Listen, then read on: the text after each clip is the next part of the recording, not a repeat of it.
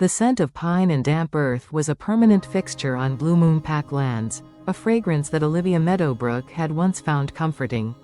Now, it was simply the smell of her prison. At 19, she was an Omega, the lowest rank, but her station was not the source of her shame. It was the word that had been branded onto her soul since she came of age, Barren. In a world that prized strength and lineage above all else, to be barren was to be a broken vessel, a failure of nature. She felt it in the way pack members' eyes slid past her, as if looking at her for too long might be contagious. She saw it in the pitying sneers of the other Omega women, who at least served a purpose. Olivia wasn't even trusted around the pups, lest her emptiness somehow taint them. Her own family was the cruelest. Her father, Beta Alaric Meadowbrook, was a man carved from granite and disappointment. He never spoke her name if he could help it, referring to her only as the girl. Her older sister, Lyra, was everything Olivia was not: beautiful, proud, and already expecting her first pup. Lyra's cruelty was a stiletto of whispered words. "Don't stand so close, Olivia," she'd murmur at pack gatherings, a saccharine smile on her face.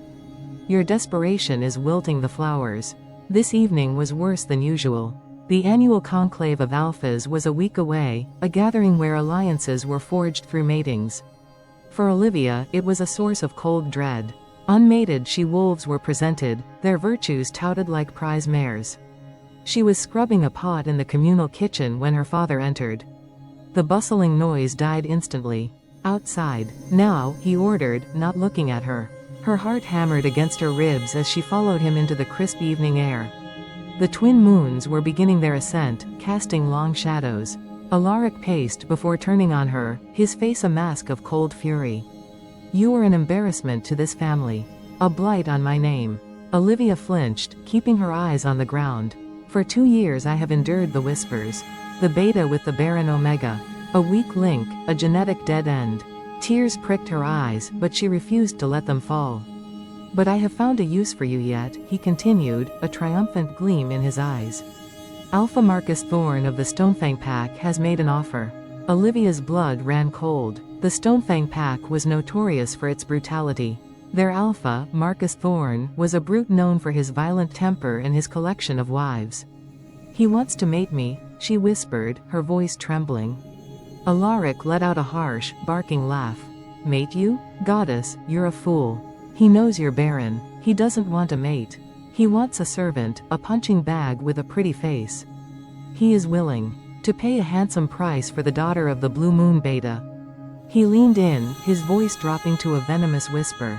"Sold." The word slammed into her with the force of a physical blow. "No," she breathed, a fragile puff of defiance. "Please, father, don't." His hand moved faster than she could see, the back of it connecting with her cheek.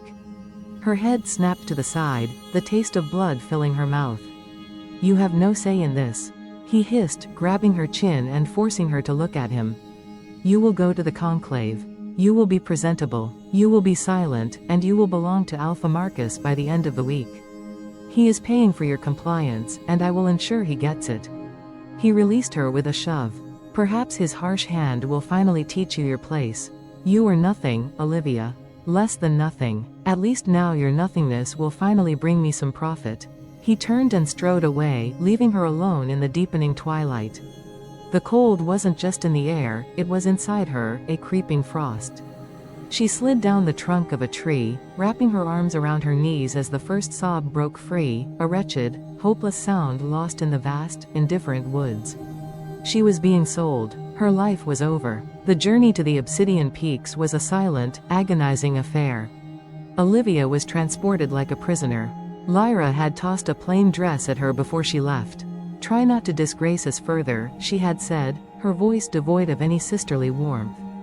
The Obsidian Peaks were the neutral territory of the Alpha King, Lucien Vance, a legend whispered in fear and reverence.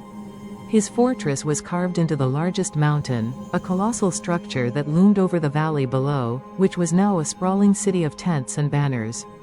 The air thrummed with the power of countless werewolves, a heady, overwhelming mix of scents that made Olivia's Omega instincts scream. Her father delivered her to a small, isolated tent on the edge of the Stonefang encampment. There, she met Alpha Marcus Thorn. He was larger than the rumors suggested, a mountain of muscle with a scarred face and small, predatory eyes that raked over her with blatant ownership. His scent was acrid, like burnt wood and bloodlust. "So this is the barren little thing," he grunted, circling her. He grabbed a lock of her pale moon-blonde hair, his touch rough. "Pretty enough. She'll do." He tossed a pouch of gold at her father's feet. "The first payment. The rest comes after she's officially mine at the presentation." Alaric didn't even glance at her. He pocketed the gold, gave a curt nod, and left. The finality of it was a dagger in Olivia's heart. The days were a living nightmare. Marcus kept her isolated, his presence a suffocating weight. "At the presentation tomorrow night. The king presides," he told her on the eve of the event, his breath hot and foul against her ear. "It's a formality. When your name is called, you will walk to the stage and you will accept my claim. You will kneel. You will show every alpha here that you belong to me. If you do anything to embarrass me, I will break you in ways you can't even imagine." The night of the presentation was a grand spectacle.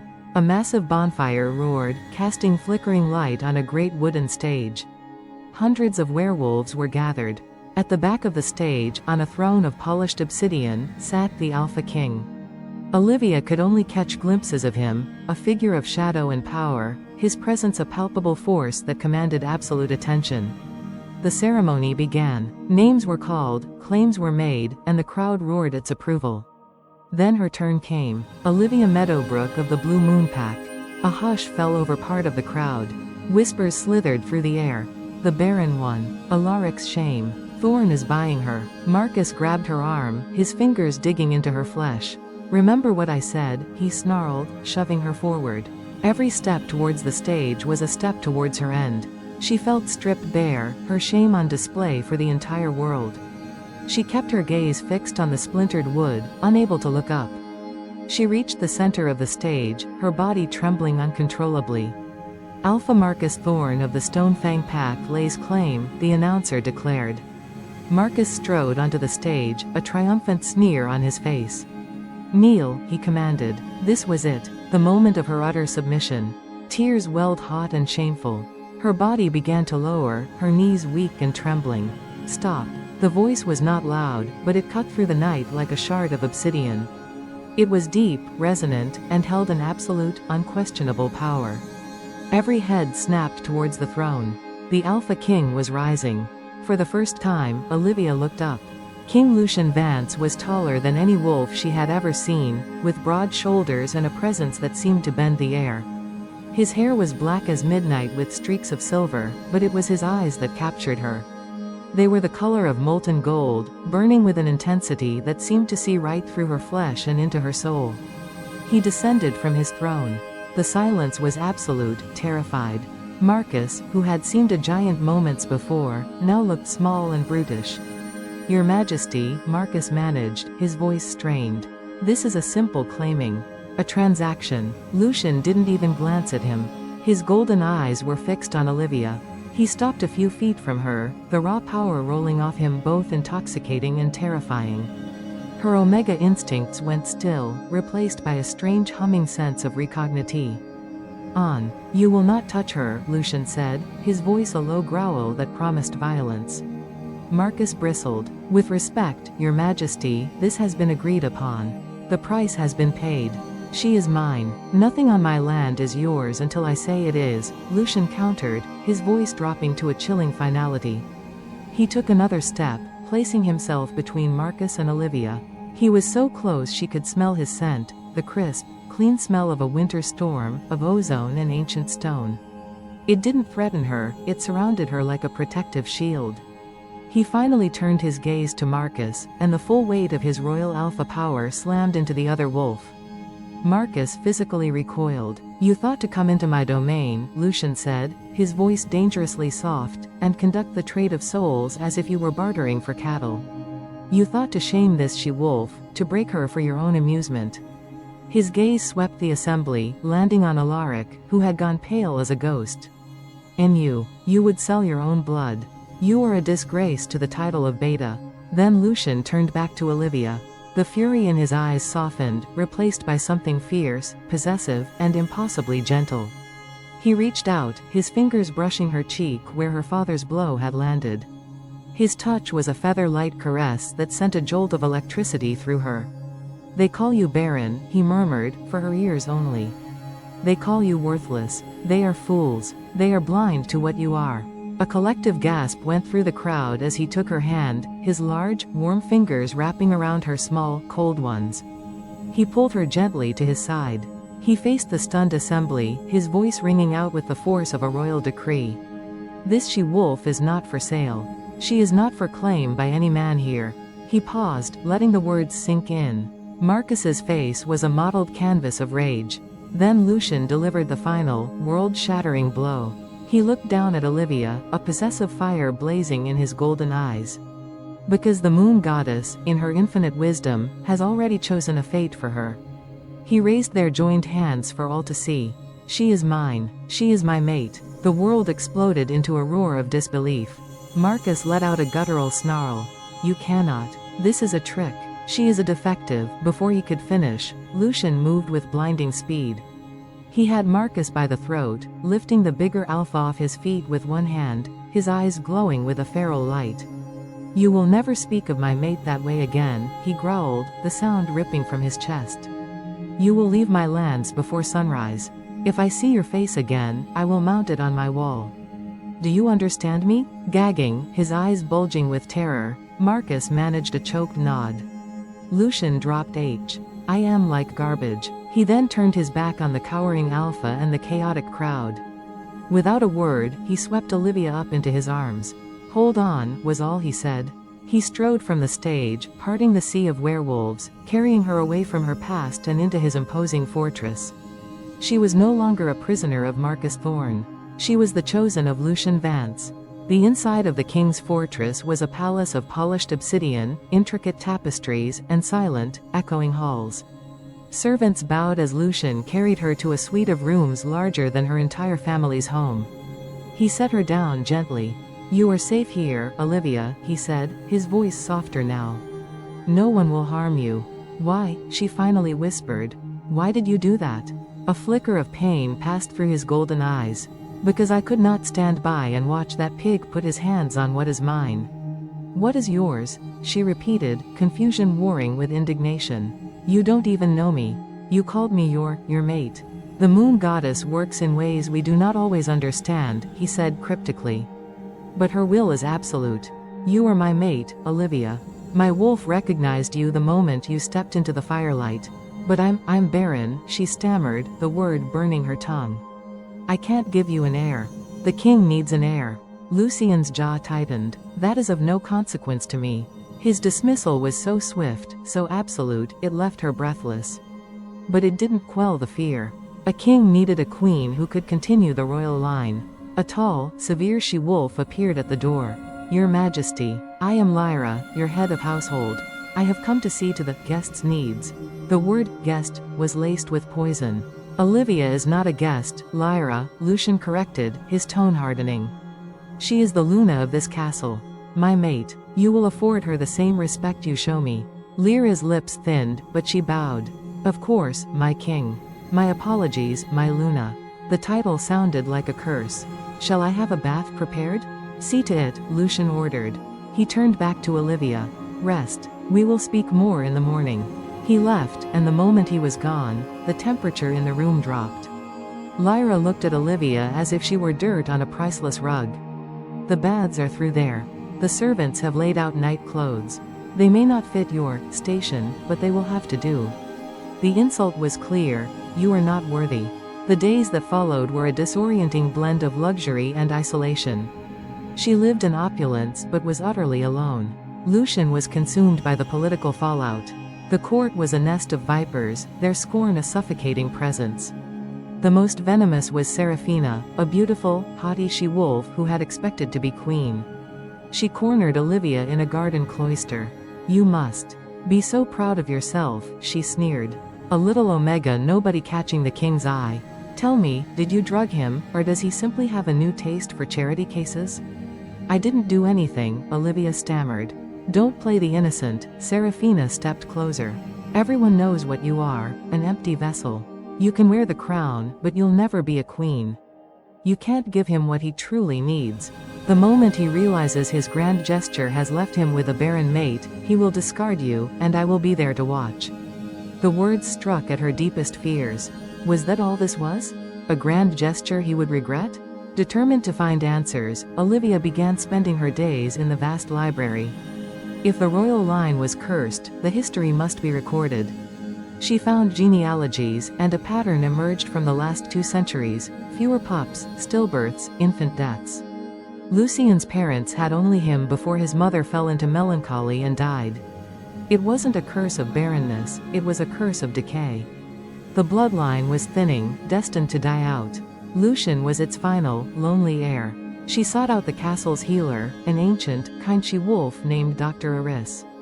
"The king has requested I perform a full examination on you, my Luna," Dr. Aris said. "To confirm that I am barren," Olivia stated flatly. "Child, barren, is a word used by ignorant alphas," Dr. Aris replied softly. "I seek truth, not labels." The examination was thorough, involving blood and crystals. "Fascinating," the healer murmured. "There is immense energy here, but it's dormant. Sleeping. Sleeping energy? Omegas are rare. True omegas, doubly so. Most have forgotten the old lore. They've forgotten what omegas truly are." Dr. Aris's gaze was sharp. "Tell me, when you are emotional, do strange things happen?" Olivia remembered a shattered vase, a flaring lamp. "Sometimes," she admitted. Dr. Aris nodded. "As I suspected. Your bloodline carries a deep primal magic, tied to the life force of the land itself. The king's line is cursed because it has become too detached from that magic. It is pure alpha, pure dominance with no balancing force. The bloodline is not cursed with sterility. It is starved." A dizzying idea formed in Olivia's mind. "And you think I am the balance? You are not barren, child. Your womb is not empty. It is simply waiting for a different kind of spark. Not just the seed of an alpha, but the catalyst of a true mate bond to awaken the magic within. You do not carry pups. You channel life itself. That is what the legends say." Suddenly, it all clicked. Lucien's words, "They are blind to what you are." He knew. He wasn't just claiming a mate, he was grasping for the only cure for his dying lineage. The fate of the kingdom rested on her shoulders. That evening, Lucien found her on a balcony. "Dr. Aris spoke with me," he said. "She told me about the curse," Olivia replied. "And the legends. Is that why you chose me? Am I just a remedy to you?" Lucien turned, caging her in with his arms on the balustrade. He leaned close, his scent enveloping her. "When I saw you, I did not see a remedy. I did not see a legend. I saw a she-wolf with the moon in her eyes and a spirit they were trying to crush. My wolf did not choose you to break a curse, Olivia. It chose you because it has been waiting for you for a century. The curse is real. The legends may be true. But I chose you because you are my other half. The rest is just noise." He leaned in, his forehead resting against hers. "But the legends also say the magic only awakens through a true bond. A bond of trust. And I have given you no reason to trust me. I saved you from one cage only to place you in another. For that, I am sorry." For the first time, Olivia didn't feel like a prisoner. She felt seen. She looked into his eyes and saw not a king, but a man, lonely, chained by destiny. Hesitantly, she rested a hand on his cheek. A powerful jolt passed between them. "Teach me," she whispered. "Teach me to trust you." Lucien kept his word. He courted her, taking her on walks, showing her the stars. The fragile bond between them grew into a tangible warmth. But the court was not won over.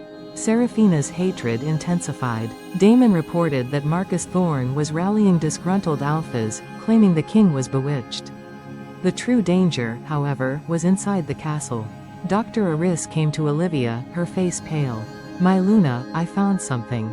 She unrolled a scroll with a drawing of a thorny plant with a blood-red flower. "This is moonshade, a parasitic plant. In large doses, it mimics the symptoms of the royal curse. It thins the blood, weakens the womb. Queen Alara, Lucien's mother, her symptoms were identical to moonshade poisoning."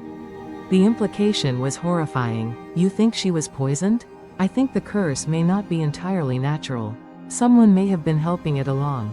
The unspoken warning hung in the air. If they poisoned the last queen, they would try to eliminate the new one. The threat became real days later. A servant brought Olivia her evening tea. As she raised the cup, the crystal amulet Dr. Aris had given her glowed with a sickly green light. Poisoned. Olivia didn't scream. She pretended to drink and dismissed the servant, then followed her. The girl met someone in the shadows. Serafina. Is it done? Serafina hissed. Yes, my lady. She drank it all. Good. It won't kill her tonight, but soon she'll weaken. Everyone will think the Baron Omega is too frail. By the time the king realizes, it will be too late. He will be mine. Before Olivia could react, another figure emerged. Alpha Marcus Thorn. Excellent work, my dear Serafina, he rasped, his face alight with glee. While you handle the bitch from within, my allies and I will strike from without. When the king is weakened by grief, we will move. The throne will be mine, and you will be my queen. The betrayal was staggering. Olivia ran, bursting into the king's strategy room. Lucien. He looked up, concerned. Gasping, she told him everything, the poison, Serafina, Marcus. As she spoke, Lucien's face transformed into the terrifying wrath of the Alpha King. Damon. Arrest Serafina. Lock down the castle. Marcus Thorn is a traitor. Capture or kill on sight. Damon rushed out. Lucien turned to Olivia, grabbing her arms, his eyes frantic. Did you drink it? Tell me the truth. No, she said, shaking. Dr. Arissa's amulet warned me. The relief that washed over him was profound. He pulled her into a fierce, desperate hug. I almost lost you, he rasped, his voice thick. I almost lost you before I truly had you. He pulled back, his hands framing her face, his thumbs stroking her cheeks. The raw emotion in his eyes stole her breath. I told you my wolf chose you. But it's more than that. I love you, Olivia Meadowbrook. Whether you are a magical cure or just a girl from the Blue Moon Pack, I love you. You are the moon to my tide. The stillness in my storm. The confession shattered the last of her walls. In his eyes, she saw her own feelings reflected back. I love you, too, Lucien, she whispered. He stared, as if he couldn't believe it. Then he lowered his head and kissed her. It was a kiss of desperation and relief, of promises made and a future almost stolen. As their lips met, something deep inside Olivia ignited. A dormant power uncoiled, and a wave of pure golden energy washed through the room. The torches flared, the stones hummed, and outside, the barren royal garden exploded with the impossible bloom of 1,000 white roses. The magic had awoken. Lucien stared at her in awe. The legends are real. Their moment was shattered as Damon burst in. My king. Scouts report an army marching on the valley. Marcus Thorn is attacking now. The castle's alarm bells began to toll. Instantly, Lucien was the Alpha King. They will attack the main gate. A war of attrition. But Olivia, filled with a newfound confidence, stepped forward. No, she said, her voice clear and strong. They fight with brute force. We will fight with the life of this land. It will not allow them to pass. While Lucien and his guard fortified the gate, Olivia went to the castle's heartwood, a sacred grove at the mountain's peak. Placing her hands on an ancient weirwood tree, she closed her eyes. She didn't command the land, she asked for its help, pouring her love for Lucien and her desire to protect their home into its roots. The land responded. As Marcus's rebel army charged, the ground revolted. Massive roots erupted, ensnaring soldiers. Walls of rock rose, funneling attackers into kill zones. Enraged, Marcus shifted into his wolf form and led a charge, met by Lucien's magnificent black wolf. They clashed in a primal fury. But while Marcus fought for greed, Lucien fought for his mate and his future. From the heartwood, Olivia felt the bottles flow. She unleashed a wave of golden energy. Lucien's warriors felt their strength surge, their wounds close. Marcus's army felt their rage drain, replaced by exhaustion. The land was rejecting them. The battle became a rout. Lucien, empowered by the bond and Olivia's magic, decisively overpowered Marcus, pinning him to the ground. The rebellion was crushed. Later, the conclave was reconvened in the throne room. Lucien sat on his obsidian throne, and at his side stood Olivia. She wore no crown, but the silvery aura of her power was more majestic than any jewel. No one dared whisper now. They only stared in awe. Her father, Alaric, her sister, Lyra, and the captured Marcus Thorn were forced to kneel. Marcus Thorne, Lucien's voice boomed. For treason and the attempted murder of the Luna Queen, you are sentenced to death. With a single, swift strike of his sword, it was done. He then faced her family. Alaric Meadowbrook, you are stripped of your rank and banished for the crime of selling your own blood. Her father collapsed, weeping. Lyra looked to Olivia, her eyes pleading. Sister, please, have mercy. Olivia looked down, not with hate, but with a sad finality. Mercy is what you should have shown me, she said, her voice steady. You have made your choice. As they were dragged away, Lucien took her hand and stood, addressing the assembly. Let it be known, the Vance line was never cursed. It was merely waiting for its other half. My mate, my queen, has healed this land. A new age of balance begins today. In unison, the alphas who had once scorned her dropped to one knee. Their roar of fealty shook the fortress. They bowed not just to their king, but to their queen. That night, Lucien joined her on the balcony where their love was confessed. He wrapped his arms around her. The Barren Queen, he murmured into her hair, his voice laced with loving amusement. She leaned against his chest, her heart full. They will have to find a new name for me. He turned her in his arms, his golden eyes glowing. They already have, he said softly. They call you the Queen of Life. He kissed her, and under the light of the twin moons, the outcast Omega knew she was finally, truly home. From a barren outcast sold and shamed to the Luna Queen who held the fate of the Pax in her hands, Olivia's journey was a testament to the strength found in the most unexpected places. Her story with Lucien was a reminder that true worth is never defined by others, and that the deepest wounds can be healed by a love that is fated in the stars. They had faced down curses, betrayals, and armies, proving that the most powerful magic of all is the bond between two souls who refuse to be broken. The roar of fealty that shook the throne room was a physical force, a wave of sound and submission that washed over Olivia, leaving her trembling not with fear, but with a profound, terrifying awe. The sea of alphas, betas, and gammas, the most powerful wolves from a dozen territories, remained on one knee, their heads bowed not just to the king on his obsidian throne, but to her, the girl they had minutes before dismissed as a barren disgrace. The silence that followed the roar was even more deafening, thick with the weight of the moment. Lucien's hand, warm and steady, tightened around hers, an anchor in the storm of her emotions. He stood, his presence expanding to fill the vast hall.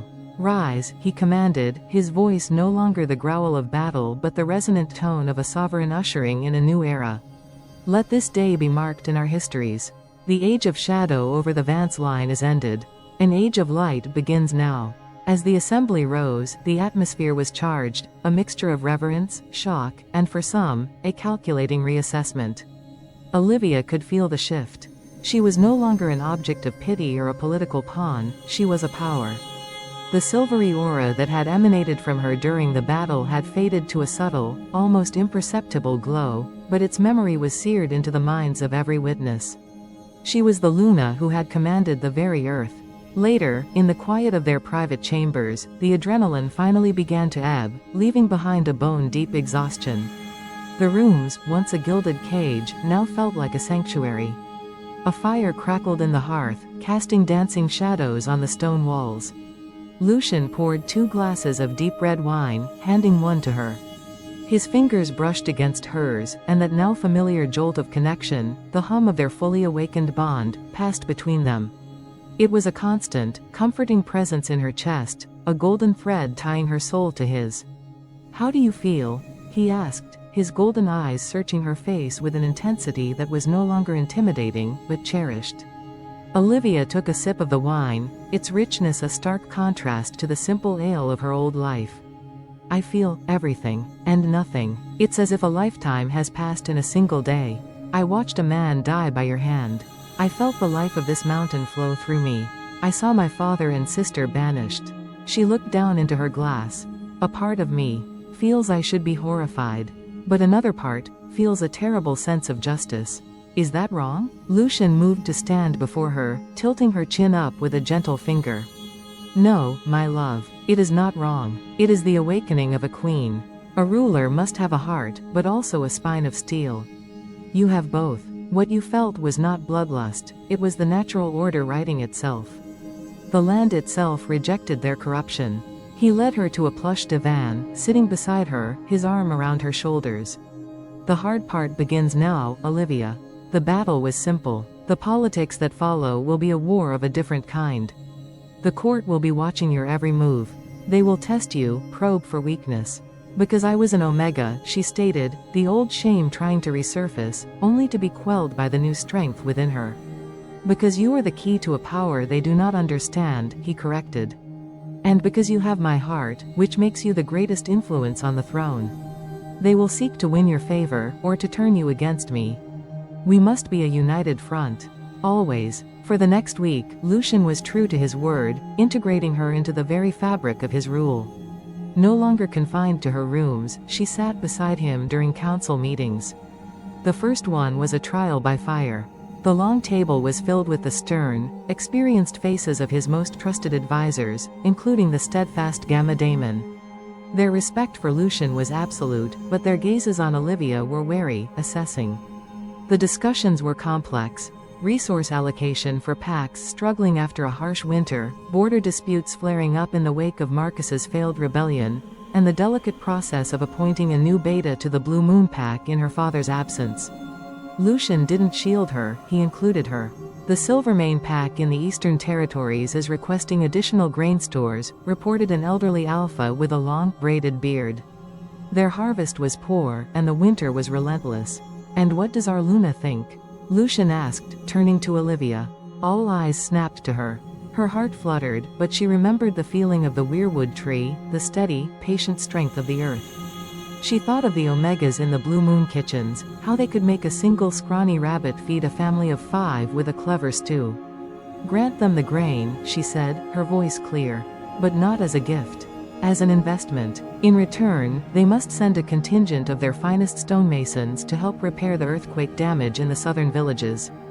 It teaches self-reliance, not dependence, and strengthens the bonds between packs through shared labor. A silence fell over the table. Damon's stern face broke into a slow, appreciative grin. A wise and cunning solution. My Luna. It solves 2 problems with 1 decree. Lucien's hand found hers under the table, a secret squeeze of pride. Make it so. It was a small victory, but it was a start.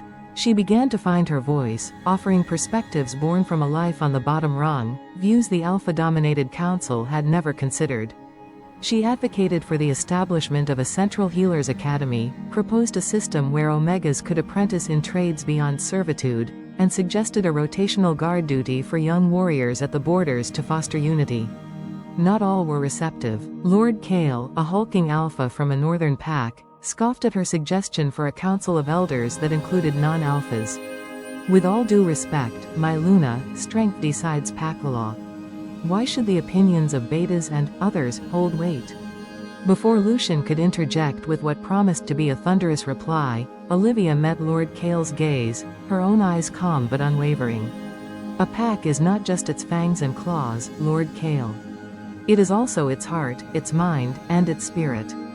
A wolf who leads with only his fangs soon finds himself leading only a graveyard.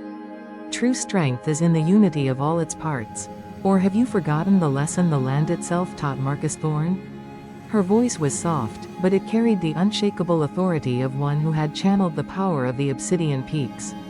Lord Kale's bluster deflated. He bowed his head. A point well made, my Luna. After the council adjourned, Lucien drew her aside in the corridor. You were magnificent, he murmured, his eyes shining with a mixture of love and awe. You see? This is why the moon goddess paired us. I bring the storm, you bring the calm that guides it. Together, we are balance. Her days became a whirlwind of duty and discovery. Under the grudgingly respectful guidance of Lisa, the head of household, she learned the intricate management of the castle, from the kitchens that fed hundreds to the weavers and blacksmiths who served the royal guard. She spent hours with Dr. Aris, not as a patient, but as a student, learning about the ancient magic in her blood and the history of the true Omegas. The power is not something you summon, child, Dr. Aris explained in her sun-drenched infirmary, surrounded by drying herbs. It is a partnership. You are a conduit for the land's life force. You feel its pain, its joy. Your emotions are its weather. Your love for the king is what called it forth. Your rage at injustice is what allowed it to defend itself. It was a heavy responsibility. The well-being of the entire kingdom was now intrinsically tied to her own emotional and spiritual state. She began a routine of visiting the Heartwood daily, not to ask for anything, but simply to listen. She would place her hands on the way. Our wood and feel the slow, deep pulse of the mountain, the whisper of the wind through the pines in the valley, the vibrant life of the newly bloomed royal gardens. She was learning the language of her domain. One evening, after a particularly long day settling a bitter dispute between two rival packs, she stood with Lucien on their balcony. The twin moons were full, bathing the valley in a silvery light. "It's so much," she confessed, leaning back against his solid chest, his arms wrapped around her. "Some days, I feel like I'm wearing a crown that's too heavy for my head. I miss the simplicity of knowing my place, even if that place was nothing." Lucien rested his chin on her head. "You were never meant for simplicity, Olivia. You were meant for greatness. That crown was forged for you centuries ago, you just didn't know it. And your place is here, with me. As my equal, as my queen." He turned her in his arms. "The weight is real, but you do not carry it alone. We carry it together, always." He kissed her then, a slow, deep kiss that was a promise and a balm. In his arms, under the watchful moons, the weight of the crown felt not like a burden, but like a purpose. She was no longer Olivia Meadowbrook, the Barren Omega. She was Olivia Vance, the Luna Queen, and she was finally learning what it meant to belong, not to a rank, but to a destiny. The newfound stability of the court was a fragile thing, a thin veneer of peace over deep, hidden fissures. While many alphas had sworn fealty out of genuine awe or fear, Olivia knew others merely bided their time, their loyalty as reliable as smoke in the wind. The absence of her father and sister had created a power vacuum in the Blue Moon Pack, and Lucien's decision to place it under the temporary stewardship of a royal governor had ruffled the feathers of several neighboring alphas who had hoped to absorb its lands. It was during a lesson with Dr. Aris that the first thread of a new mystery began to unravel. They were in the royal archives, a dusty, cavernous hall adjacent to the library, filled with scrolls and ledgers that dated back to the founding of the Vance dynasty. Olivia was trying to learn about the specific duties of true Omegas in ancient courts, hoping to find guidance for her own role. "The records are frustratingly vague," Dr. Aris sighed, blowing dust off a crumbling parchment. So much knowledge was lost in the Great Schism 3 centuries ago, when the packs turned away from the old magics and toward pure physical dominance. Olivia ran her fingers over the faded ink of a family tree. Her eyes lingered on Queen Alara, Lucien's mother. A beautiful woman with kind eyes, even in her painted portrait. Her death had been the beginning of the end for the previous king, Lucien's father, who had followed her into the grave a year later, broken by grief. "Dr. Aris," Olivia began, her voice hesitant. "The moonshade poison, you said it was used on Queen Alara.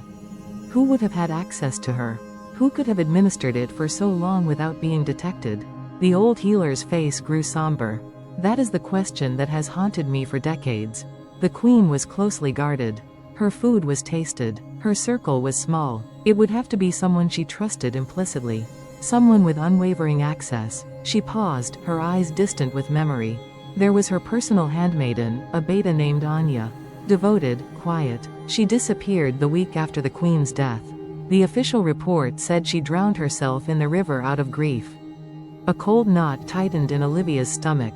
Disappeared? Or was silenced? "Precisely," Dr. Aris whispered. "I always suspected, but I had no proof. And with the king's subsequent decline, the investigation was abandoned." That name, Anya, became an obsession for Olivia.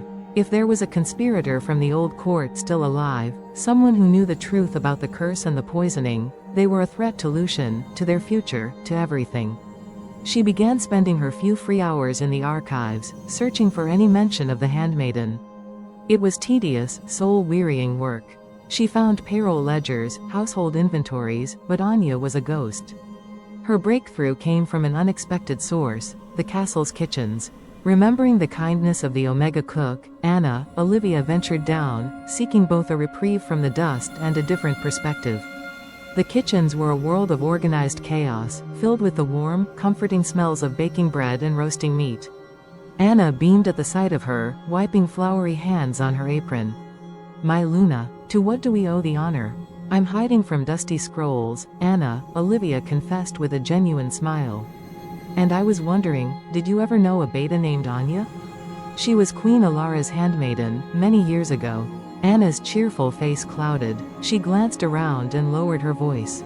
Anya? I remember her. Sad story that was. She was a quiet one, kept to herself. But she had a sweetheart, you know? A stable hand named Kalen. Anna's eyes widened. Not Lord Kale. No, a different one. A good lad. He left the castle service not long after she'd passed. This was it. A thread. Do you know what became of him?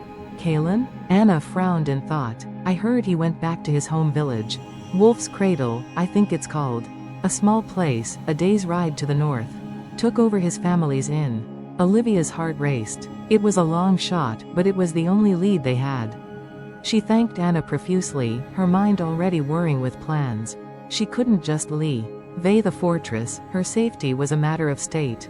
She had to bring this to Lucien. She found him in the training yard, sparring with Damon. Shirtless and gleaming with sweat, he moved with a lethal grace that was both terrifying and beautiful.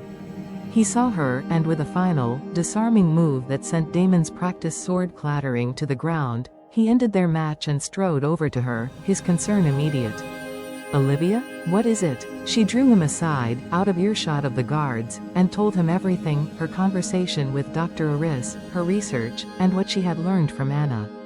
Lucien's expression grew dark, a storm gathering in his golden eyes. Anya, I remember her. She was always there, like a shadow. My mother trusted her. The pain of that old loss was still raw in his voice. You think this stable hand, Kalen, knows something?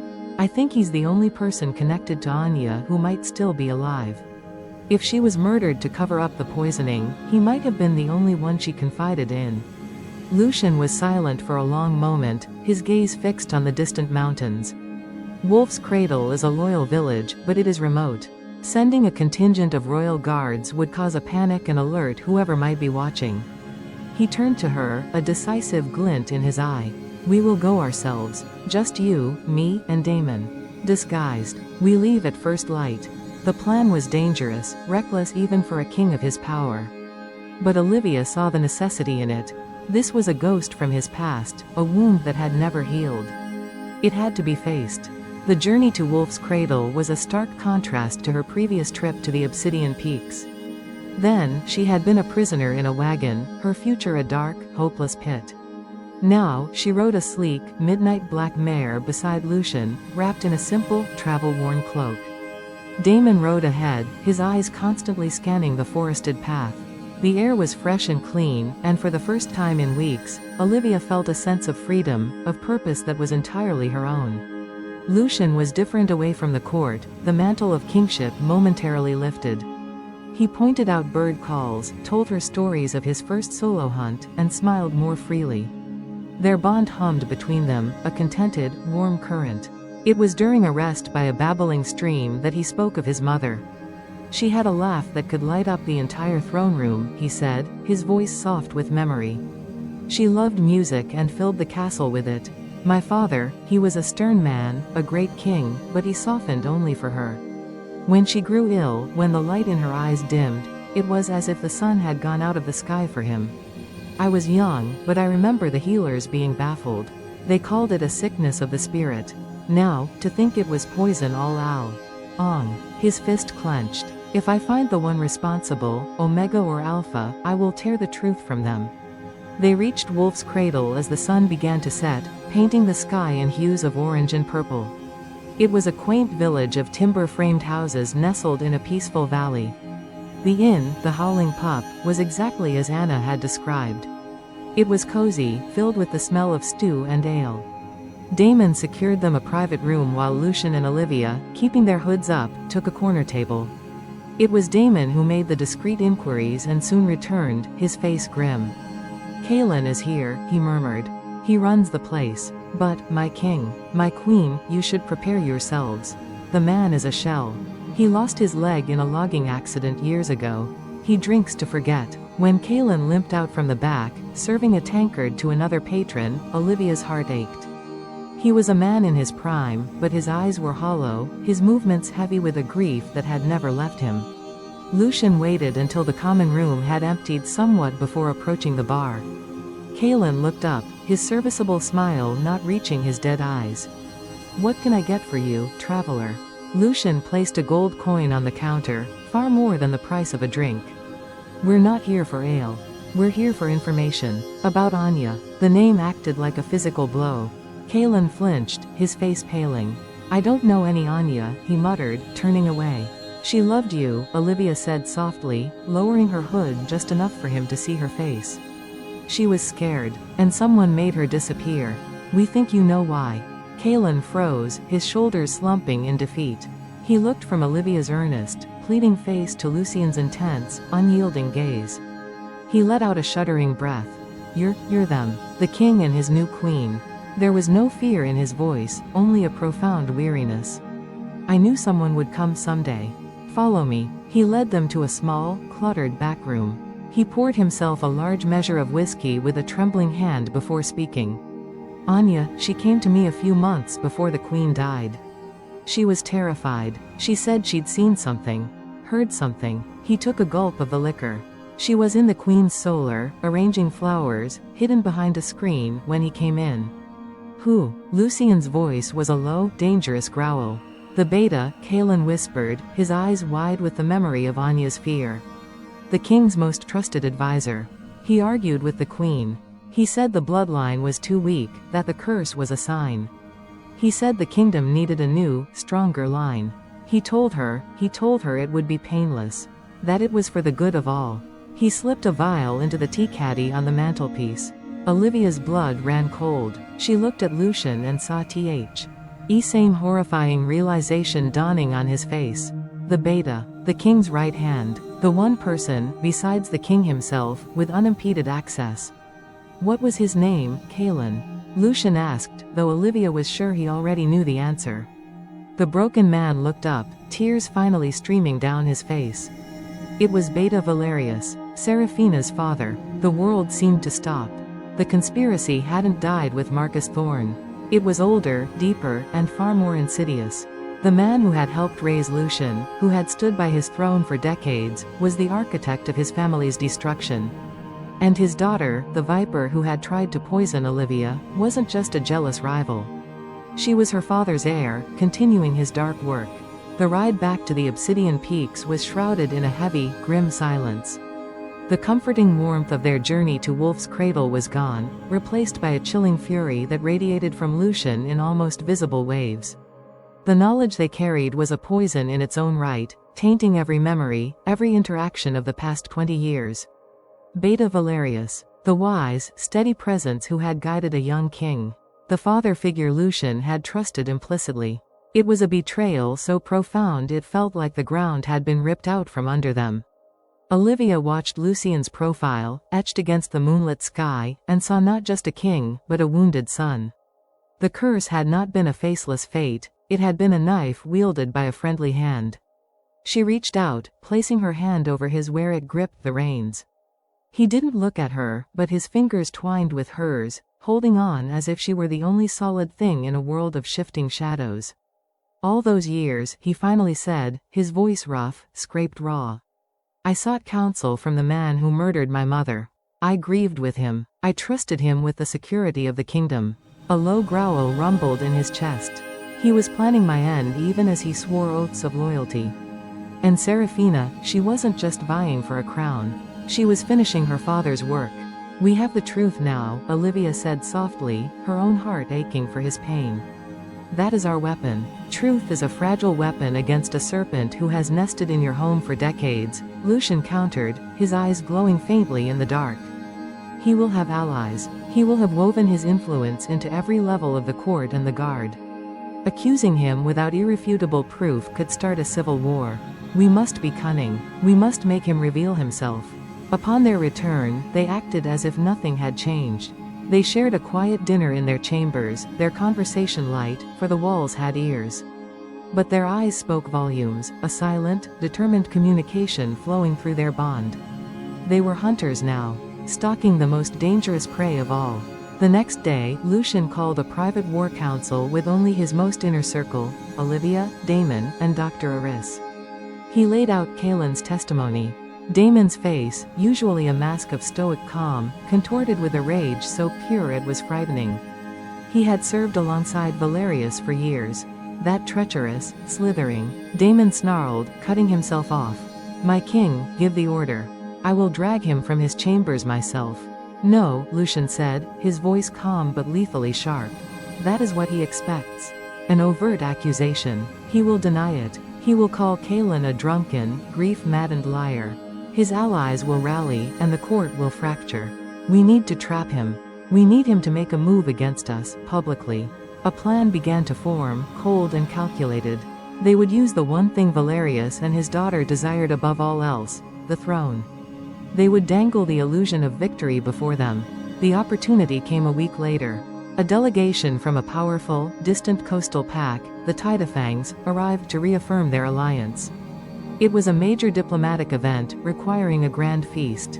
The great hall was filled with music, laughter, and the clatter of plates. Lucien and Olivia sat at the high table, the picture of royal power and unity. To Lucien's right sat Beta Valerius, his silver hair impeccably styled, his demeanor one of paternal pride and wisdom. He complimented Olivia on her grace, his eyes so convincing in their warmth that she felt a chill. This was the face of the monster who had destroyed a family.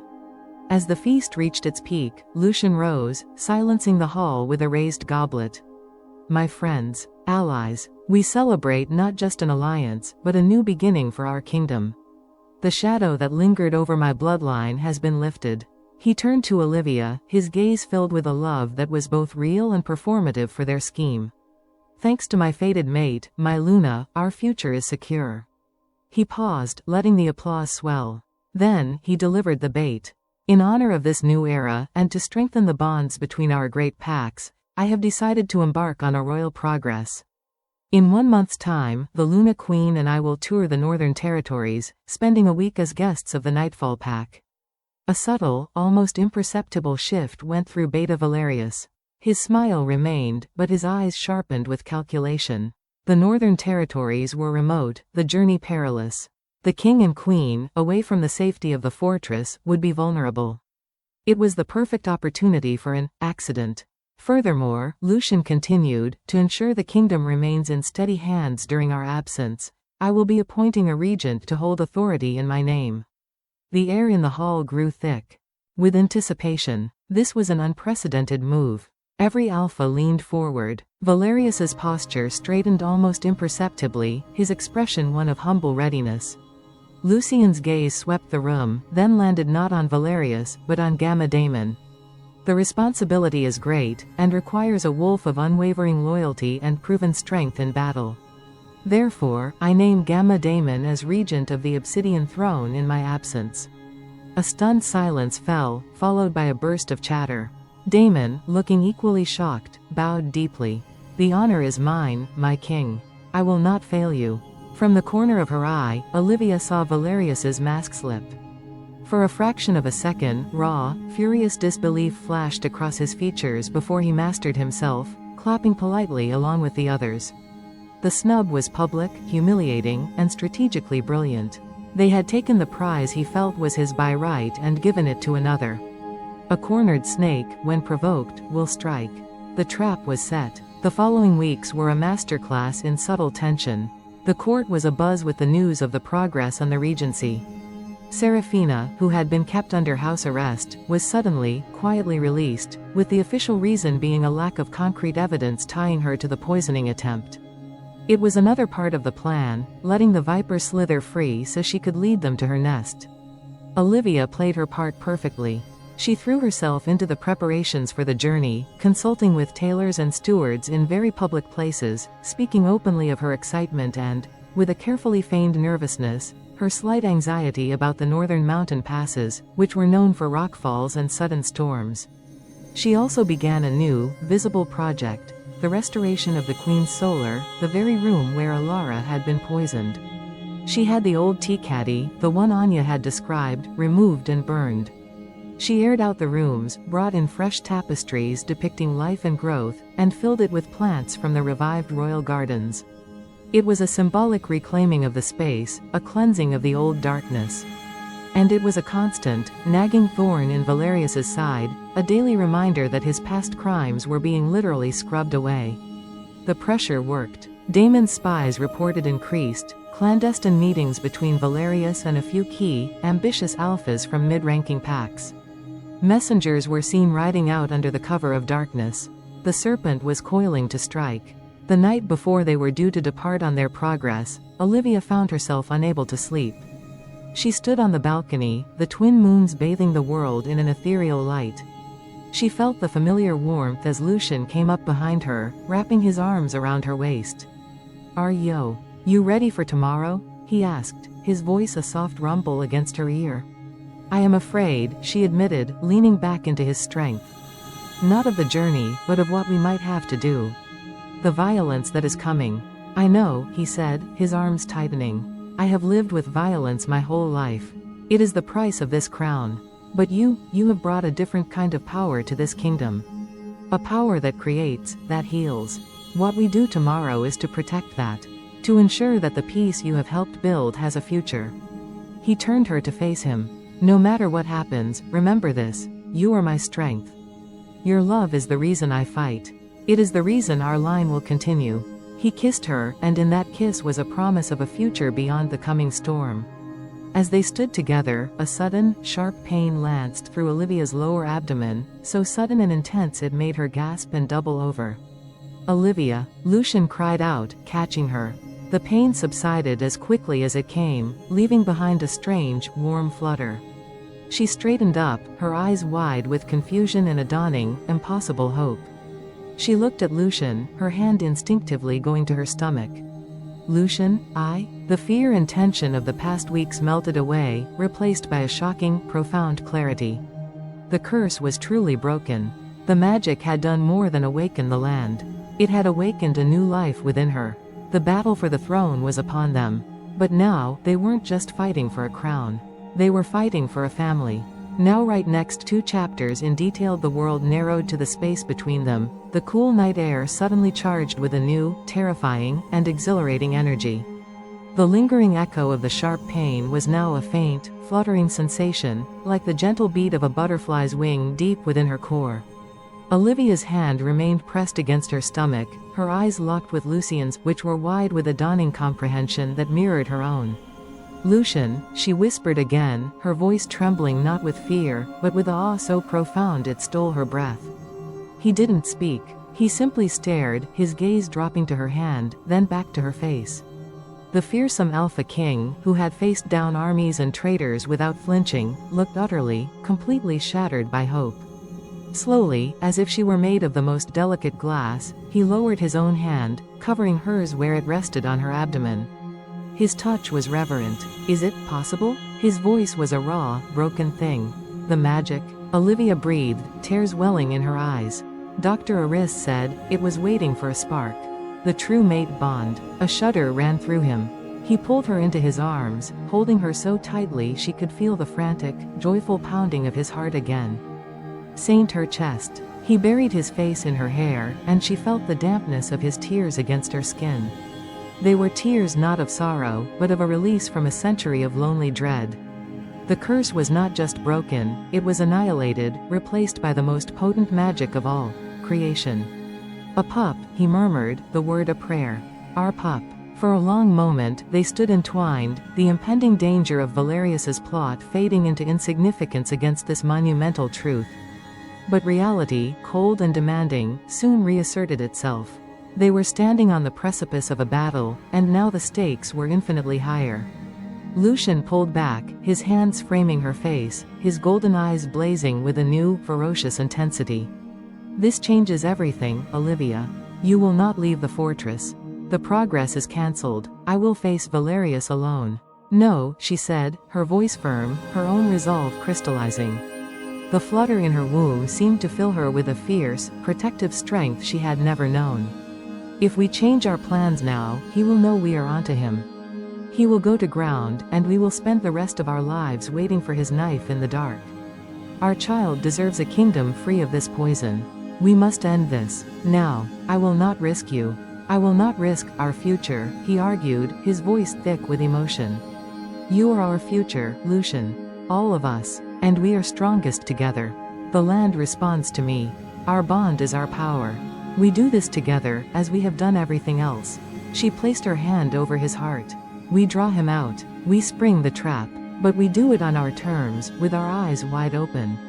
She saw the war in his eyes, the alpha's primal need to protect his mate and pup warring with the king's understanding of strategic necessity. Finally, he gave a slow, reluctant nod. But you stay by Damon's side at all times. You do not take a single risk. Promise me. I promise. They sent for Dr. Aris under the cover of darkness. The old healer confirmed what they already knew with a few quiet, magical tests. Her wise eyes shone with tears of joy. The life force is strong, my queen. A potent blend of royal alpha strength and ancient omega magic. The bloodline is not just saved, it is reborn, greater than ever before. She pressed a small, smooth stone into Olivia's hand. Moonstone. It will help steady your energy and shield the little one. Keep it close. The secret was a blazing torch in the dark, a source of immense strength and paralyzing fear. As they finalized their plans for the departure at first light, every moment was tinged with this new duality. When Lucien buckled on his armor, he was not just a king preparing for battle, but a father preparing to defend his child. When Olivia pulled her traveling cloak around her shoulders, he felt the weight of generations resting upon her. The royal procession was a grand spectacle designed to project confidence. Banners bearing the silver wolf of the Vance dynasty snapped in the morning breeze. 50 of the finest royal guards, a mix of grizzled veterans and young warriors eager for glory, formed a protective column around the king and queen's ornate carriage. Lucien, however, rode his great black warhorse at the head, a symbol of strength. Olivia, as per their plan, was visible within the carriage, her face a calm mask. From her window, she saw Beta Valerius standing on the castle steps, seeing them off. His smile was perfectly measured, his bow deep with respect.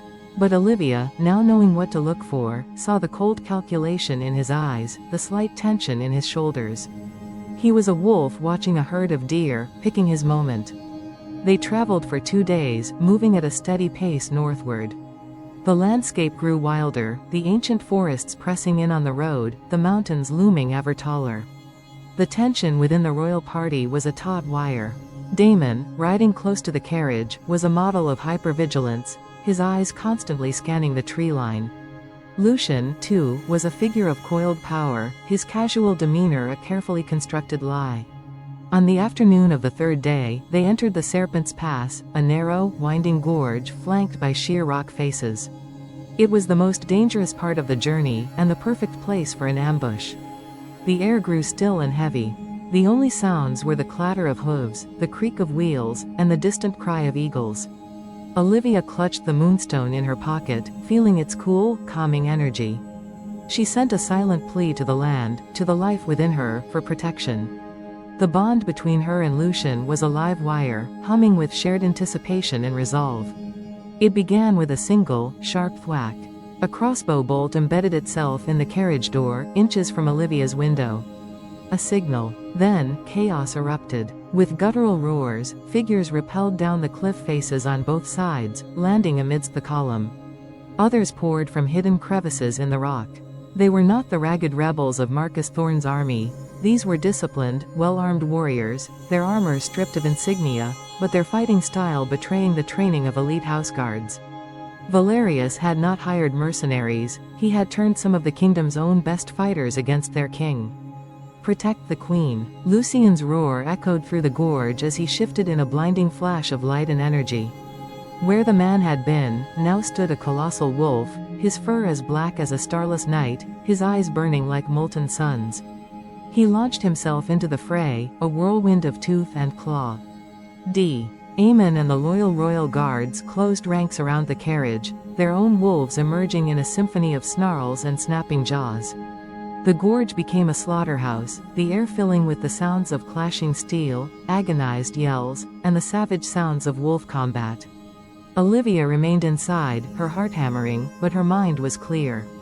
She could feel the land around her, feel its distress at the violence staining its stones. She reached out with her spirit, not to attack, but to protect. She poured her energy into the loyal guards, a silent blessing that sharpened their reflexes and strengthened their resolve. She felt their surprise as a second wind filled them, but they had no time to question it. Through the window, she saw Lucien, a dark god of battle, tearing through the traitors. But the numbers were against them. The attackers were too many, and they fought with the desperate fury of men who knew failure meant death. Then, she saw him. Standing on a high ledge, overlooking the carnage, was Beta Valerius. He was not in wolf form. He was dressed in fine robes, a general overseeing his victory. In his hands was a heavy, rune-etched crossbow, and it was aimed directly at Lucien's back as the king fought two large wolves simultaneously. Time seemed to slow. Olivia's fear for her mate, for the father of her child, became a white-hot singularity. She didn't think, she acted. Throwing open the carriage door, she ignored Damon's shouted warning and stepped out. She raised her hands, not toward Valerius, but toward the cliff face above him. She didn't command. She pleaded. She showed the mountain the face of the traitor, the poisoner of queens, the would-be murderer of kings. She poured all her love for Lucien, all her hope for their future, into the ancient stone. The mountain answered. With a deafening crack that dwarfed the noise of battle, a section of the cliff face directly above Valerius sheared off. It wasn't a violent explosion of rock, but a deliberate, grinding collapse, as if the earth itself was expelling a cancer. Valerius looked up, his triumphant expression morphing into one of sheer, uncomprehending terror. He had time for one short, aborted scream before several tons of rock and dust swallowed him whole, burying him and his treachery under the weight of the kingdom he had sought to betray. The collapse sent a shockwave through the gorge. The fighting stuttered to a halt as everyone, friend and foe, stared at the newly scarred cliff face and the settling cloud of dust. All eyes then turned to Olivia. She stood beside the carriage, her hands still raised, her silver blonde hair whipping around a face that was pale but utterly composed. A faint, silvery aura shimmered around her, the power of the land made manifest. She was no Lange, just the queen. She was the spirit of the kingdom itself, the heart of the storm, and she had just passed judgment. Seeing their leader obliterated, the will of the traitorous fighters broke. Some dropped their weapons, falling to their knees. Others were quickly subdued by the re-energized royal guards. The black wolf that was Lucien shifted back into his human form, his chest heaving, his body splattered with blood that was not his own. He ignored everything and everyone, striding directly to Olivia. His eyes were wild, a mixture of battle fury and desperate fear for her. He didn't care about the watching soldiers. He grabbed her, pulling her into a crushing embrace, his hands running over her back, her arms, as if to assure himself she was whole. "You promised," he rasped against her hair, his voice trembling with adrenaline and relief. "You promised you wouldn't take risks." "I promised to stay by Damon's side," she corrected softly, her own body beginning to shake as the adrenaline faded. "And I did not take a risk. I trusted the land to protect its king. And its future." He pulled back, his hands cradling her face, his thumbs stroking her cheeks. The love and awe in his eyes was a brighter, more powerful force than any magic. The battle was won. The serpent was crushed. And as he looked at her, he knew their true victory, their greatest treasure, was safe. The return to the Obsidian Peaks was not a somber march, but a triumphant procession, though a solemn one. They traveled with prisoners in chains and the bodies of the fallen loyalists carried with honor. The news of Beta Valerius's betrayal and his dramatic end at the hands of the Luna Queen raced ahead of them, carried on the swift wings of rumor and awe. By the time the fortress came into view, its black spires piercing the sky, the entire valley seemed to be waiting. They were not met by a wary court, but by a populace lining the road, their heads bowed in respect, their voices raised in cheers for their king and queen. The story had been woven into a legend already, the treacherous Beta, the ambush in the pass, and the Queen of Life calling upon the mountain itself to defend her mate and secure the dynasty. Olivia, seated beside Lucien in the open carriage now, saw the looks on their faces, no longer curiosity or scorn, but genuine reverence. The court assembly held upon their return was the true end of an era. Lucien, wearing the full regalia of the Alpha King, sat upon the obsidian throne with Olivia at his side. The hall was packed, the silence absolute. Lucien's voice was calm, but it carried the weight of final judgment. The conspiracy that sought to poison my line from within is now eradicated. Beta Valerius is dead. His co-conspirators, he gestured to the captured Alphas kneeling before the throne, are sentenced to exile in the frozen wastes, their packs dissolved and absorbed into the royal domain. Their names will be struck from our histories. There was no dissent. The display of power in the Serpent's pass had been too absolute, the Queen's magic too undeniable. Then, Lucien did something no Vance King had ever done.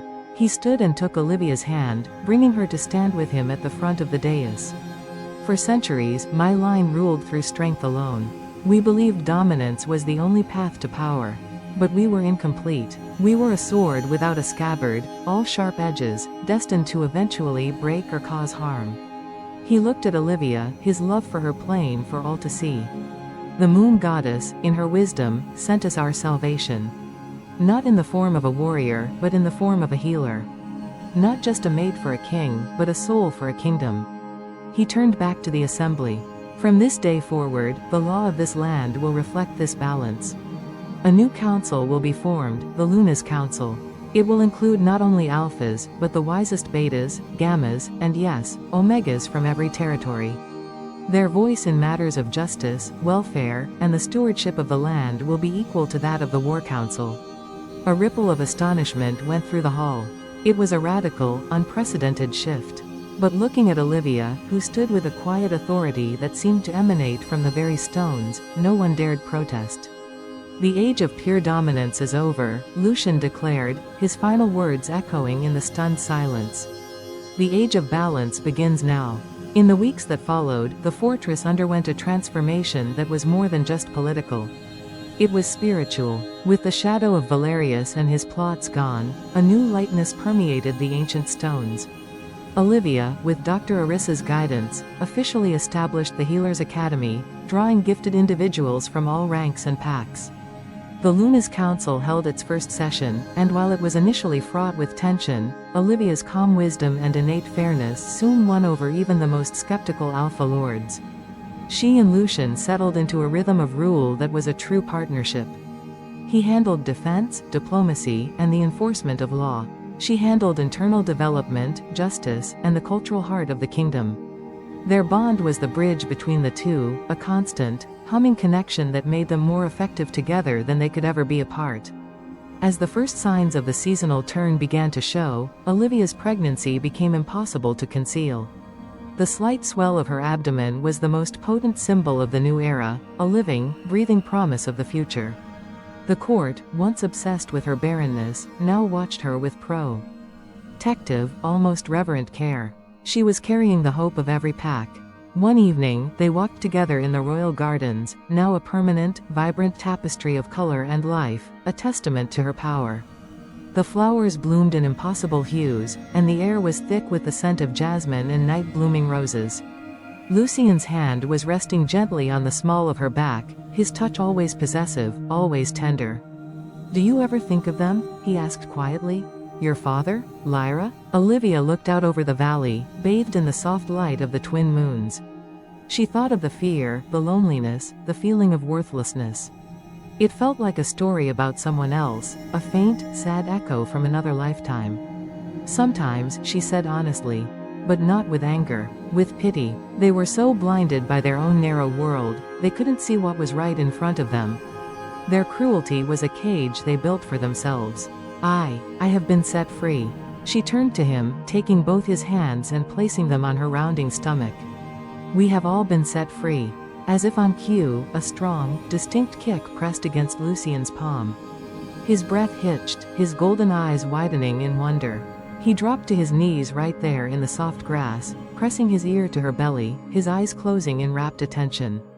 "He's strong," he murmured, his voice thick with emotion. "Our son. I can feel it." Olivia smiled, her fingers threading through his dark hair. "Or our daughter. She will be just as strong." He looked up at her, his face illuminated by love and moonlight. "They will never know the shadow of a curse. They will only know the light you have brought." He rose and kissed her, a slow, deep kiss that held the memory of their first hesitant touch, the terror of battles fought, and the boundless joy of the future they had built. In his arms, surrounded by the garden she had awakened, feeling the life of their child move between them, Olivia knew this was the true ending of her old story and the beautiful, endless beginning of the new. She was no longer the Omega sold for being barren. She was the Luna Queen, the heart of the kingdom, the mother of the next generation. She was loved, she was powerful, and she was, finally and completely, home. The long night was over, and a new dawn, brighter than any that had come before, was breaking. The peace that had settled over the obsidian peaks was a delicate, precious thing, like the first frost of winter, beautiful, but hinting at the cold to come. Olivia's pregnancy progressed, her body rounding in a way that filled the castle with a palpable sense of anticipation. The Luna's council was finding its footing, its debates spirited but productive. Yet, Lucien, with the centuries-honed instincts of a king, felt a disquiet. That even the warmth of his mate's presence and the promise of his heir could not entirely quell. It began with the silence from the north. The northern reaches, a collection of isolated, fiercely independent packs led by the grim Alpha Corbin, had been conspicuously absent from the Luna's council. Their official missives were terse, citing harsh weather and internal disputes. But Damon's network of scouts brought back darker whispers. They spoke of Corbin, a wolf of the old ways, who saw the new age of balance not as progress, but as a perversion. He was said to be gathering those who believed the strength of an alpha was the only true law, those who viewed Olivia's influence as a sickness weakening the kingdom's spine. He calls her the Sorceress Queen, Damon reported grimly, standing before the strategy table in Lucien's private study. A map was spread out, with black tokens clustering in the northern territories. He claims her magic is an abomination, a trick that duped the southern alphas into submission. He's not just discontent, Lucien. He's preaching a holy war. Lucien's hand, resting on the table, curled into a fist. He threatens my mate, my child. He does, Damon confirmed. And he has allies, not just disgruntled alphas, but others. What others? Olivia asked, her voice calm though her heart thudded against her ribs. She sat nearby, her hands resting on her stomach, a silent plea for the child within to be shielded from this new darkness. Damon's gaze was troubled. Our scouts report sightings of figures that are not quite wolf. They move through the blizzards, leaving no tracks. The northerners call them the Frost Weavers. Old tales say they are spirits of the ice, ancient beings who served the first Vance kings before the schism, when magic was more common. If Corbin has somehow swayed them to his cause. The implication hung in the air. This would not be a battle against mere traitorous wolves. It would be a war against the old, wild magic of the land itself, a magic that predated the Vance dynasty. Lucien's jaw was tight. We cannot let this fester. A show of force will only validate his claims that we are tyrants. But we cannot ignore it. Then we will not show force, Olivia said, rising to her feet with a grace that belied her advanced pregnancy. Both men looked at her. We will show strength of a different kind. We will go to him. Absolutely not, Lucien said, his voice final. The northern reaches are a frozen wasteland. The journey is treacherous even in summer. In your condition, it is unthinkable. It is precisely because of my condition that we must go, she argued, her eyes pleading with him to understand. He rallies others by painting me as a weak, unnatural sorceress. What happens when he is confronted? No. By an army, but by a pregnant queen? When he sees that the abomination he fears is simply a woman carrying the future of the very kingdom he claims to want to purify? My presence is our strongest weapon. It is the truth that undermines his lies. It is a risk I will not take, Lucien growled, the alpha in him rising, primal and protective. It is a risk we must take, she fired back, her own power flaring, the air in the room growing heavy, charged with the scent of ozone and blooming roses. If we wait for his army to march south, how many will die? If he has these frost weavers, can we even win a conventional war? This is not a battle for land, Lucien. It is a battle for the soul of the kingdom. And my magic, our bond, is the key. The land will protect its queen. They stood locked in a silent battle of wills, the bond between them vibrating with conflicting emotions, fear, love, duty, resolve. Finally, Lucien let out a long, ragged breath, his shoulders slumping in defeat. He could command armies, but he could not command the fierce, unyielding heart of his queen. "We go," he conceded, his voice heavy. "But on my terms. A small, fast contingent. No grand procession. And at the first sign of danger, we turn back. You will promise me this." "I promise," Olivia said, crossing the room to take his hand. She placed it on her belly, where their child kicked restlessly, as if sensing the turmoil. "We do this for him. For her. For their future." The journey north was a descent into another world. The vibrant greens of the southern valleys gave way to stark, breathtaking landscapes of granite and pine, and then to the vast, white expanse of the tundra. The air grew thin and sharp, biting at the lungs. Olivia, bundled in thick furs within a specially reinforced sleigh, felt the change not just in the temperature, but in the very essence of the land. The deep, slumbering song of the southern earth was replaced here by a wild, keening melody of wind and ice.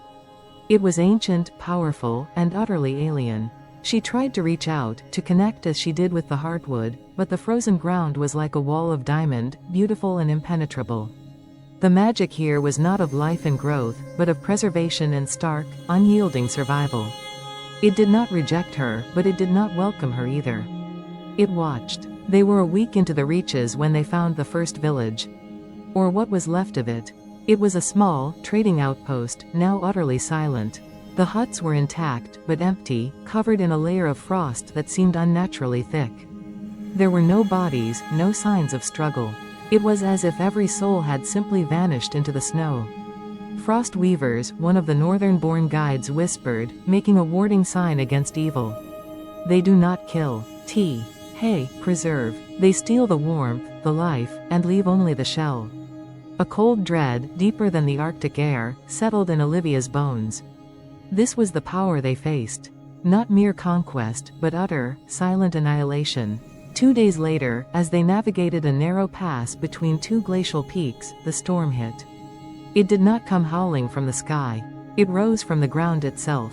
A white mist, thick and blinding, flowed up from the snow, swallowing the world in seconds. The temperature plummeted so drastically that the air crackled. The guards' shouts were muffled, then silenced.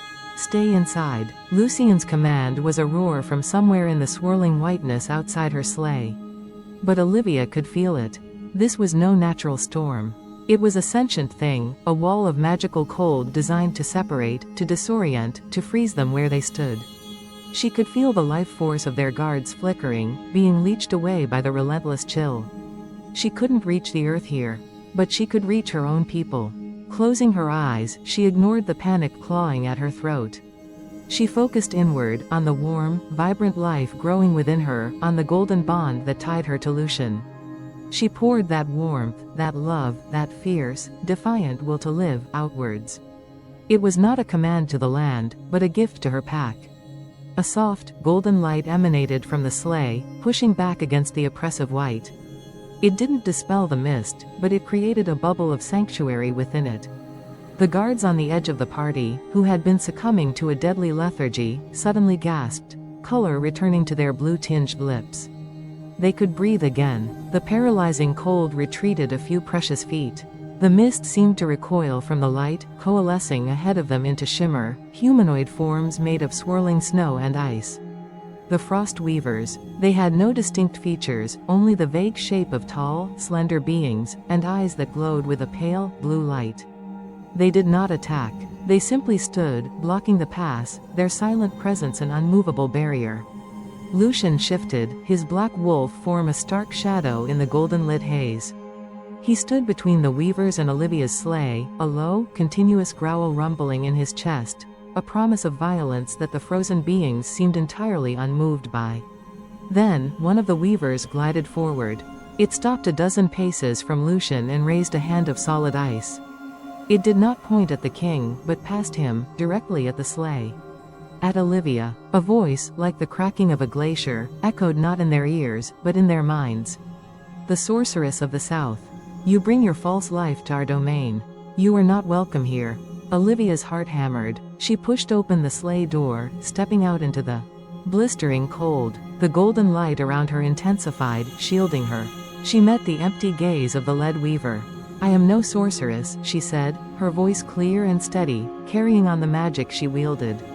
"I am Olivia Vance, Luna Queen of these lands. I come in peace, to speak with Alpha Corbin. The Alpha of the Ice speaks for the North. He has shown us the weakness you sow. The balance you preach is a lie.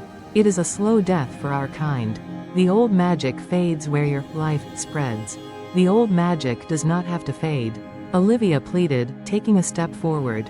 Lucien snarled a warning, but she continued. "It can coexist. I do not seek to replace it. I seek to balance it. Life and preservation are not enemies. They are two sides of the same mountain. Look at me. I carry new life within me. Is that weakness? Or is it the greatest strength of all?" She projected not just her words, but her feelings. The joy of her bond with Lucien. The fierce, protective love for her child. The hope she held for a kingdom where all magics, all peoples, could thrive together. The Frost Weavers were silent for a long moment.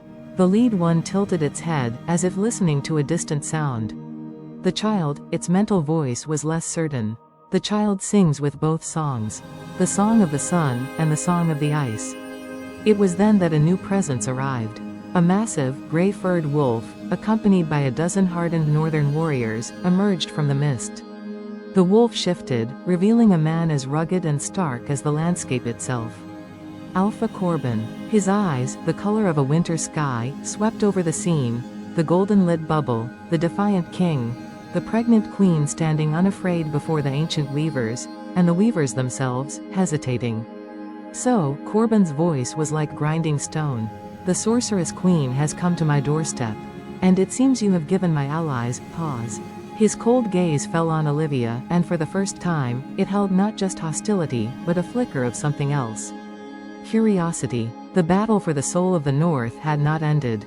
It had just begun, and the first, crucial blow had been struck not with a claw, but with a mother's love. Alpha Corbin's fortress was not carved from a mountain, but built into the side of one, a structure of ice-locked stone and massive whalebone that seemed a natural extension of the frozen landscape. The great hall was lit by the eerie, shifting light of luminescent lichen and the roaring fire in a central pit. The air was thick with the smell of burning seal oil, smoked meat, and the raw, potent scent of northern wolves. They were a hard people, their faces etched by wind and cold, and their eyes held a suspicion as deep as the glacial ice. Olivia felt their stares like physical blows, but she kept her head high, her hand resting on her stomach, a silent proclamation of her vulnerability and her power. Lucien walked beside her, his presence a shield of pure alpha dominance, his golden eyes missing nothing. The Frost Weavers had vanished back into the storm, their silence more disconcerting than any threat. Corbin took his seat on a throne of carved mammoth ivory, not inviting them to sit. "You have audacity, Vance," he grunted, dispensing with titles. "To bring your southern queen into my hall while she carries your pup. You either have a death wish, or you believe your own legend a little too much."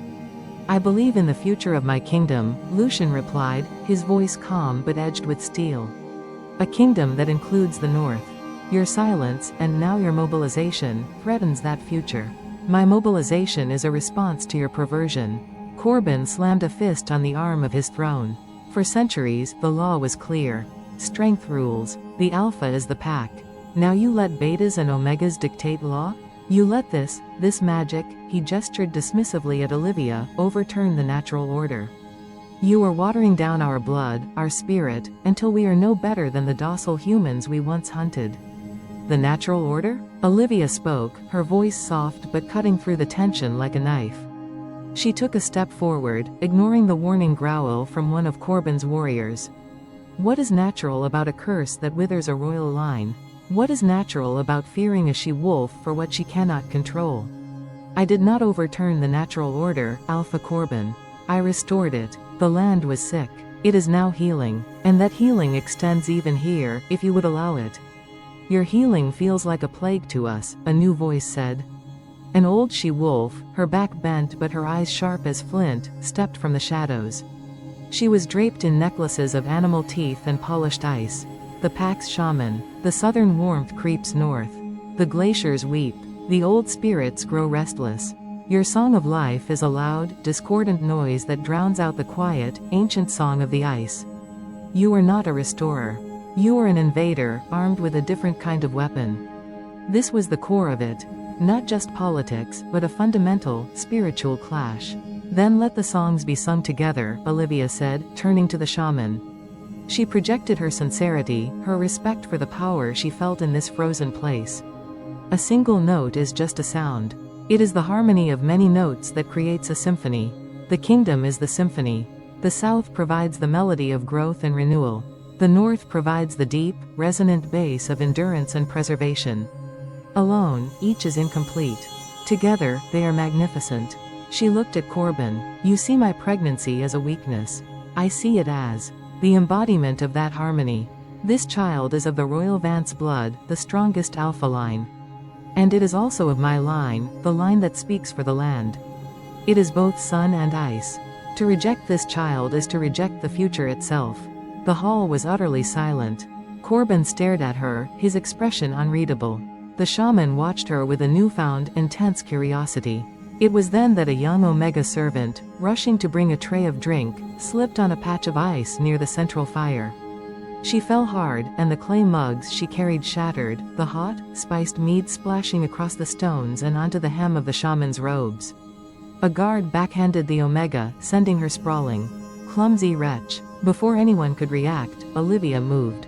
It was not the graceful step of a queen, but the swift, protective stride of someone who had been that Omega. She knelt beside the trembling girl, helping her up, ignoring the stunned silence. She checked the girl's face, her touch gentle.